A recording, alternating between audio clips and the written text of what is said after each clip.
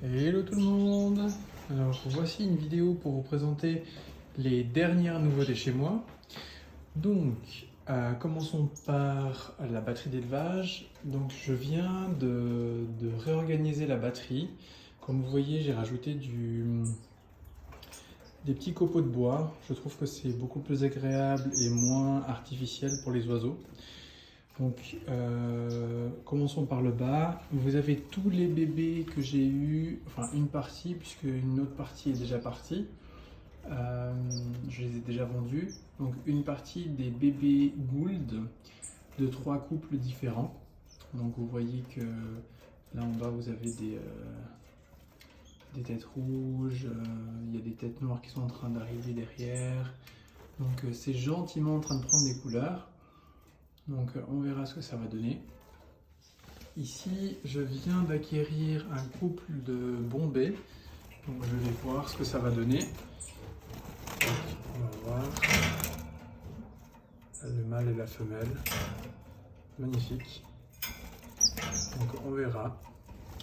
Ici, j'ai acquis aussi un couple de cordon bleu, mais trop jeune pour la repro pour l'instant. Donc j'attends. Là, vous avez le mâle. Attendez. Voilà. On va y arriver. La femelle, le mâle. Ils sont de cette année. Ici, c'est le melting pot. Donc, vous avez principalement des monos du Japon. Vous avez aussi un couple de cordon bleu qui se trouve. Donc là, vous avez la femelle qui est là. Dieu merci, elle n'est pas trop heureuse. Là, vous avez un peu tous les oiseaux. Donc là, c'est vraiment pour l'instant la cage fourre-tout, on va dire. Parce que j'ai plusieurs cordons bleus et malheureusement, on ne peut pas tous les mélanger. Là, vous avez un cordon bleu et un diamant de Forbe, mon petit éclopé. Le diamant de Forbe a perdu évidemment sa femelle, raison pour laquelle je l'ai mis avec le cordon bleu. Et le cordon bleu, il n'a pas perdu sa femelle, c'est juste que je l'ai prêté à un ami, enfin donné.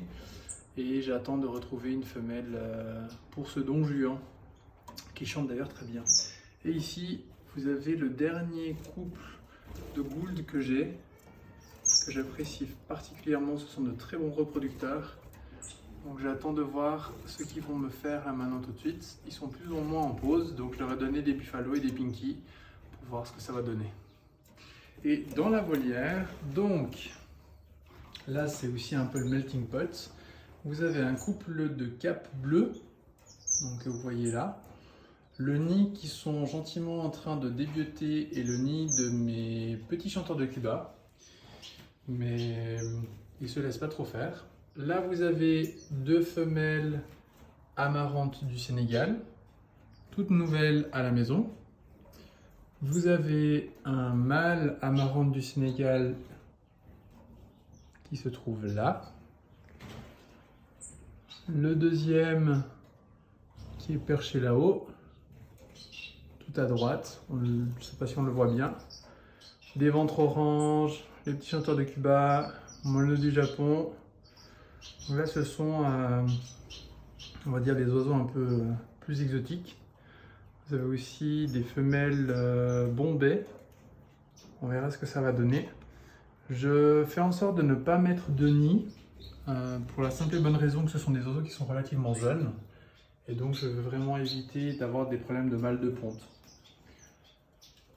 Donc voilà la petite nouveauté du moment. Donc vraiment les amarants du Sénégal, Bengali de Bombay et les différents cordons bleus.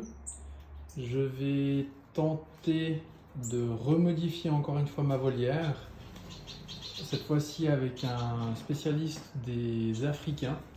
Je vais aller chez lui et voir un petit peu comment il l'a fait, qu'est-ce qu'il leur a donné, comment il s'en occupe. et je vous ferai un petit feedback quand je serai allé. Alors je vous souhaite une très très bonne journée et à tout bientôt pour de nouvelles vidéos.